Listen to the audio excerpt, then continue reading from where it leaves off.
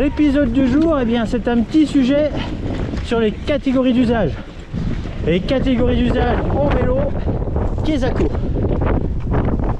Les vélos, hein, quels qu'ils soient, vélo de route, VTT, mais les VTTE, alors les VTTE ont une norme en plus, la 1594, par rapport à la partie assistance électrique, mais sur toute la partie cycle, tout le reste, puisque n'oublions pas qu'un VTTE ou un VE, c'est un vélo sans moteur avec des problèmes en plus, et bien pour tout ce qui est de cette partie cycle, les vélos sont classés dans 6 catégories, 1, 2, 3, 4, 5 et 6, et ça va être le sujet dont on va traiter aujourd'hui.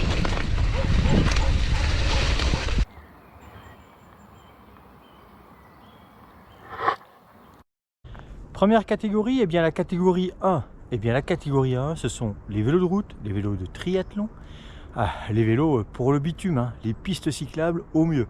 Contact permanent avec la chaussée et en aucun cas des sauts ou autre chose. La catégorie 2, et bien là, on va un petit peu plus en forêt ou ailleurs d'ailleurs, puisque c'est la catégorie des VTC, des trekking, mais également des vélos de cyclocross. Donc bien sûr, hein, on a la même chose que les catégories 1, toujours en contact avec le sol, mais avec en plus du bitume, des pistes cyclables et des chemins stabilisés, et bien les routes forestières, les chemins de terre. Par contre, toujours pas de racines, ni de pierres, ni de marches, ni de traverses, bien entendu, pas de saut et pas de perte, même brève, d'adhérence. Donc la catégorie 2, c'est pas un VTT. Donc lorsque vous achetez un VAE, si c'est la catégorie 2 urbain, n'allez pas le transformer en VTT, vous pourriez avoir des soucis dans les bois. Catégorie 3, bienvenue dans les bois, bienvenue en forêt, voire bienvenue tout simplement sur les sentiers. Enfin, une première catégorie VTT, avec des débattements jusqu'à 100-120 mm, mais pas plus. À la catégorie 2, vous rajoutez des chemins de randonnée stabilisés, avec ou sans racines, avec ou sans traverse. Pareil pour les pierres, les marches. Nous voilà enfin en tout terrain. Par contre, pas de saut, pas de nose wheeling et encore moins de wheeling forcément.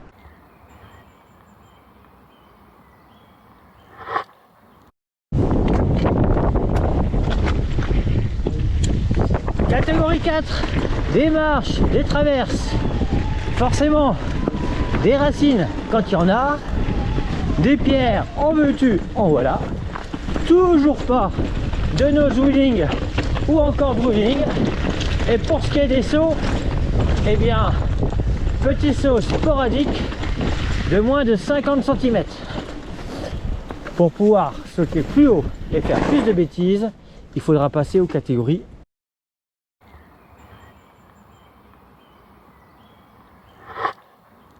Pour sauter plus haut ou pour faire plus de bêtises, comme des gaps comme celui qui est là-haut, eh bien il faudra passer sur la catégorie 5, où là on va passer toujours en VTT, mais avec des débattements de 180 à 190 mm.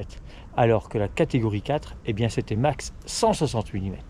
Et puis après, eh bien toujours pour rouler en bike park, comme avec les catégories 5, les catégories 6, où là ce sont les vélos de DH en 200 mm.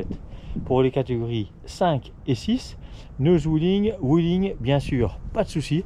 Par contre, pour ces vélos, il est vivement conseillé de contrôler régulièrement cadre, fourche, roue, etc. par rapport à tout ce qui peut être risque de fissure. Ces normes sont là pour garantir la sécurité, notamment des pilotes. Donc forcément, il ne faut pas voir ça qu'en mal, mais c'est vrai qu'à un moment donné, ça peut nous être reproché par rapport à un mauvais usage, par rapport à une demande de garantie qui pourrait être refusée suite à un usage anormal du matériel.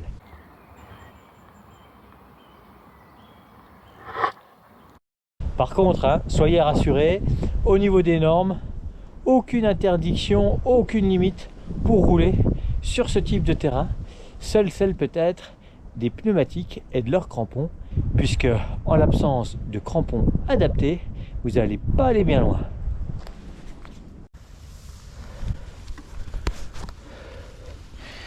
challenge.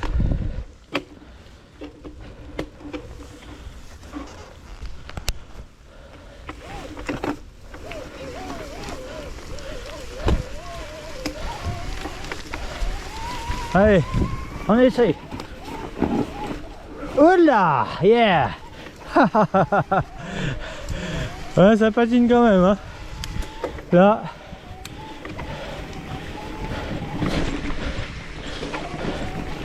On peut pas le malin. Quand l'adhérence est précaire, avec la boue, quand le pneu est bien chargé et les crampons dans le mauvais sens, pas évident.